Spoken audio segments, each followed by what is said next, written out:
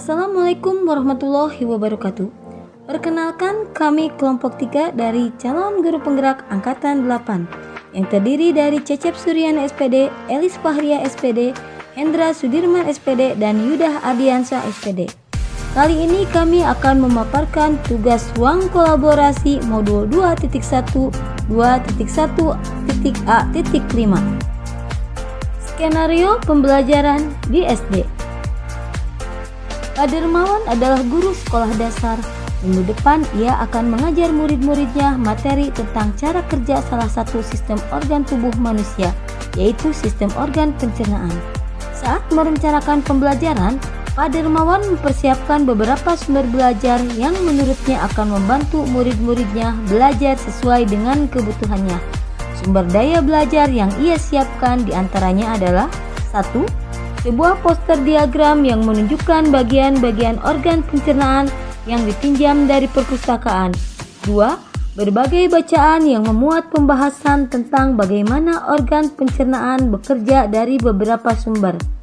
Ada yang berupa beberapa buku bacaan dengan tingkat kesulitan berbeda-beda yang juga ia pinjam dari perpustakaan yang memuat informasi tentang cara kerja sistem organ pencernaan.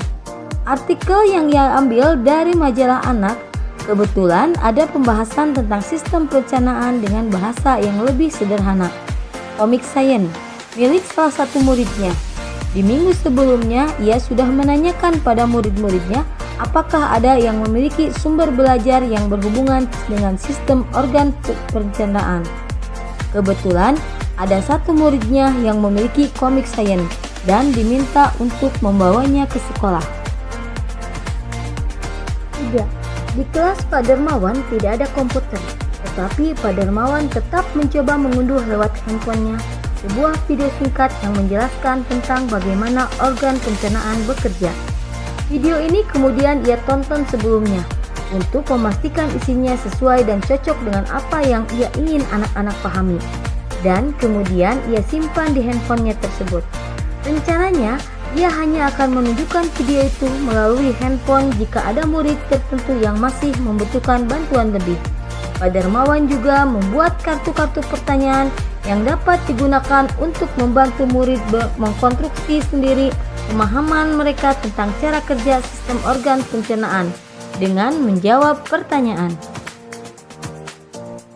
Pak Dermawan lalu mempersiapkan daftar kegiatan lengkap dengan instruksinya, misalnya membaca buku atau artikel atau komik dan sebagainya, mengamati poster atau diagram, mendiskusikannya, dan kemudian membuat ringkasan untuk menunjukkan pemahaman tentang isi poster tersebut, mewawancarai petugas UKS, menjawab kartu-kartu pertanyaan. Aktivitas-aktivitas tersebut walaupun berbeda-beda namun semuanya bertujuan agar murid memahami cara kerja sistem pencernaan. Pak Dermawan pun siap mengajar. Di awal pembelajaran, Pak Dermawan memberikan penjelasan kepada semua murid yang ada di kelasnya tentang tujuan pembelajaran dan konsep kunci yang ia ingin anak-anak kuasai. Lewat proses tanya jawab dan contoh-contoh, ia juga memastikan bahwa murid-muridnya memahami apa yang dimaksud dengan sistem. Setelah itu, ia meminta murid-muridnya mulai bekerja dalam kelompok. Untuk penugasan kali ini, Pak Dermawan telah mengelompokkan murid berdasarkan tingkat kemampuan murid membaca. Hal ini karena tugas pertama yang harus dilakukan oleh setiap kelompok adalah membaca materi bacaan terlebih dahulu. Pak Dermawan menyesuaikan teks yang dibaca tiap kelompok dengan kemampuan membaca mereka. Pak Dermawan menjelaskan pada murid-muridnya bahwa dalam suatu minggu tersebut, setiap kelompok akan mendapat target untuk menyelesaikan kegiatan yang telah disiapkan oleh Pak Dermawan tersebut. Keputusan tentang kegiatan mana yang ingin dilakukan lebih dulu diserahkan sepenuhnya kepada murid. Yang jelas, mereka diberikan kesempatan melakukan kegiatan-kegiatan tersebut pada saat jam pelajaran IPA di minggu tersebut. Selama proses murid melakukan kegiatan, Pak Dermawan memastikan ia mengobservasi dan memantau pemahaman murid-muridnya. Ia mendatangi tiap kelompok, mengajukan pertanyaan dan memberi pertanyaan lanjutan kepada murid-murid yang memerlukan bantuan atau perlu diberikan tantangan lebih. Ia misalnya menunjukkan video lewat handphonenya kepada beberapa anak yang tampak masih kesulitan, membantu mereka memahami konsep-konsep kunci dengan kosakata sederhana yang kemudian ia display di kelas. Pak Dermawan juga membuat catatan-catatan penilaian selama proses ini.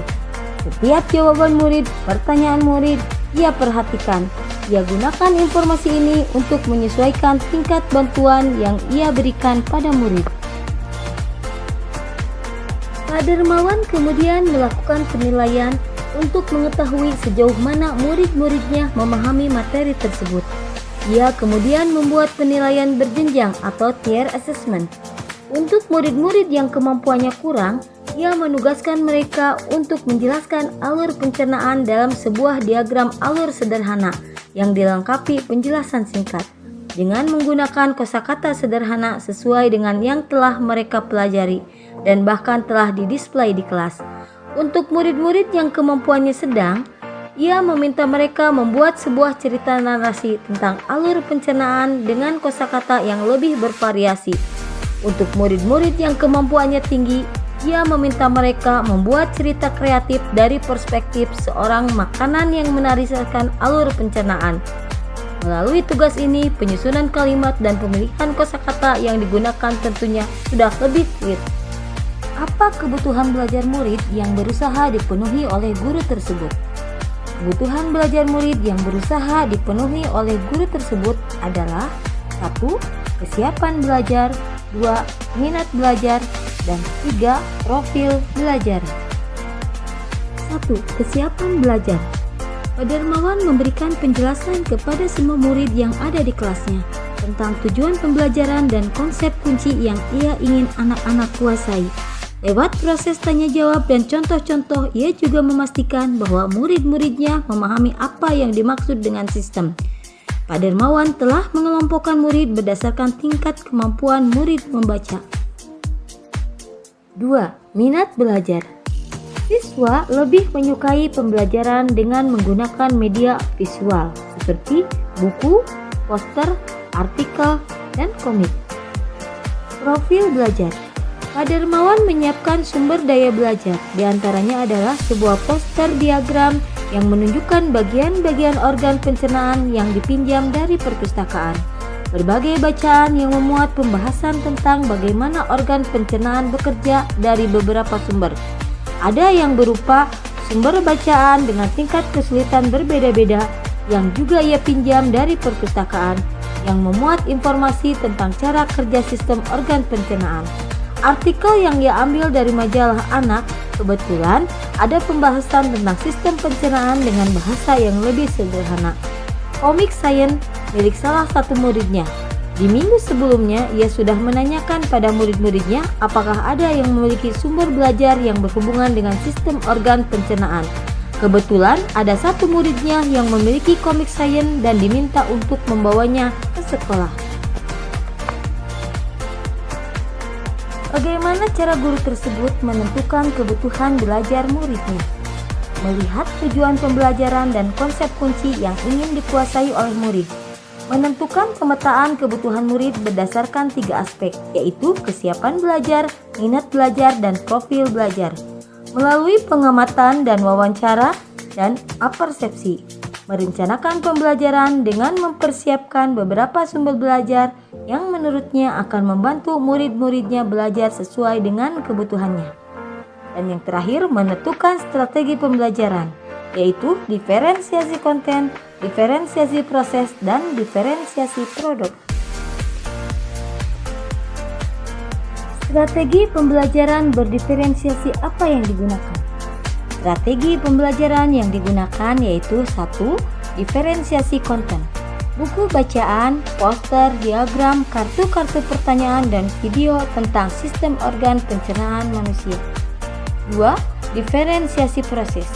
Siswa bekerja dalam kelompok, kemudian diminta untuk membaca buku atau artikel, mengamati poster atau diagram, mendiskusikannya, membuat ringkasan, dan menjawab kartu pertanyaan. Selama kegiatan itu, guru mengobservasi dan memantau pemahaman murid-muridnya. 3. Diferensiasi produk, yaitu diagram alur sederhana, cerita narasi tentang alur pencernaan, dan cerita kreatif. Bagaimana guru tersebut melakukan penilaian? Selama proses pembelajaran, Pak Darmawan mengobservasi dan memantau pemahaman murid, mengajukan pertanyaan dan memberi pertanyaan lanjutan kepada murid yang memerlukan bantuan atau perlu diberi tantangan lebih. Membuat catatan penilaian dari setiap jawaban murid dan pertanyaan murid. Membuat penilaian berjenjang atau tier assessment, yaitu A. Untuk murid-murid yang kemampuannya kurang, ia menugaskan mereka untuk menjelaskan alur pencernaan dalam sebuah diagram alur sederhana yang dilengkapi penjelasan singkat dengan menggunakan kosakata sederhana sesuai dengan yang telah mereka pelajari dan bahkan telah didisplay di kelas. B.